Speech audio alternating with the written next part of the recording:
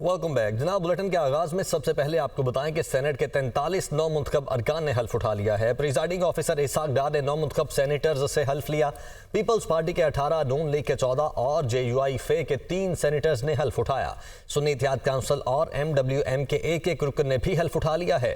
नौ मुंतखब सेनेटर फैसल वावडा ने भी हल्फ उठा लिया है। विफाकी वजीर दाखिला मोहसिन नकवी ने बतौर आज़ाद सेनेटर हल्फ उठाया। इसी पर बात करेंगे। वकार सैयद हमारे साथ मौजूद हैं। वकार, आगाह कीजिएगा, इजलास बारे अरकान ने तो हल्फ उठा लिया है, अगली कार्रवाई का आगाज कब तक होगा?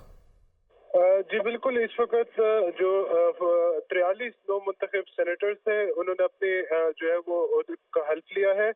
ताम इस वक्त जो जरूरी कार्रवाई है उसके तहत जो रोल ऑफ मेंबर है उस पर तमाम अरकान के दस्तखत करना जरूरी है। वो दस्तखत जो है वो किए जा रहे हैं। आज ये जो ऐवान के 43 सेनेटर्स ने जो है वो अपने ओहदों का हल्फ उठाया, जिसमें से 18 सेनेटर जो है वो पाकिस्तान पीपल्स पार्टी के हैं, जबकि 14 जो सेनेटर्स हैं उनका ताल्लुक जो है वो पाकिस्तान मुस्लिम लीग नवाज से है।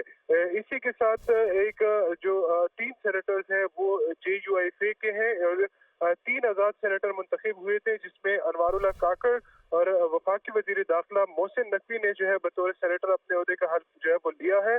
ताम जो फैसल वाडा है वो आज के इजलास में जो है वो शिरकत नहीं कर सके। उन्होंने उनका नाम रोल ऑफ मेंबर के लिए भी जो है वो बुलाया गया, ताम वो ऐवान में मौजूद नहीं थे। इसके अलावा सुन्नी इत्तेहाद काउंसिल के एक सेनेटर पंजाब से हामिद खान और इसके अलावा जो MWM के सरबराह हैं अलामा राजा नासिर अब्बास, उन्होंने भी जो है वो हल्फ लिया है और इसके अलावा रोल ऑफ मेंबर पर भी दस्तखत कर दिए हैं।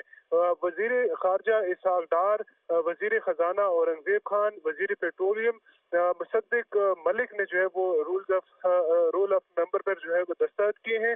अब से कुछ देर कबल ये इजलास जो है वो 2 घंटे के लिए मुलतवी हो जाएगा, जिसके बाद जो ऐवान के मेंबर्स हैं उनको 2 घंटे का वक्त दिया जाएगा कि अगर किसी की जानिब से कोई ख्वाहिशमंद है कि वो चेयरमैन सेनेट का इंतखाब लड़े तो उसके लिए जो सेक्रेटरी सेनेट का ऑफिस है वहां पर वो अपनी कागजाती नामजदगी जो है वो जमा करा सकता है।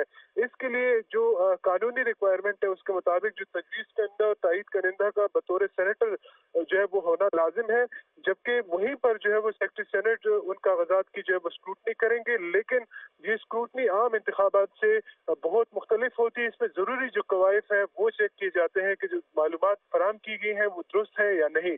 जबकि जब ये अमल मुकम्मल हो जाएगा तो उसके बाद जो सेनेट सेक्रेटरीट है उनकी जानिब से खुफिया रायशुमारी के लिए इंतजामात जो है वो किए जाएंगे, जबकि बैलेट पेपर जो है उसका इस्तेमाल होगा और बैलेट बॉक्स में जो है वो चेयरमैन सेनेट और डिप्टी चेयरमैन सेनेट के ख्वाहिशमंद जो उम्मीदवार हैं उनके हक में जो है वोट डाला जाएगा। ताहम जो पाकिस्तान तहरीक इंसाफ की जानिब से इजलास शुरू होते ही ये मौक़िफ़ अपनाया गया कि वो इस अमल को जो है वो गैर आइनी और गैर कानूनी करार दे रहे हैं, लिहाजा वो इस अमल का हिस्सा नहीं बनेंगे।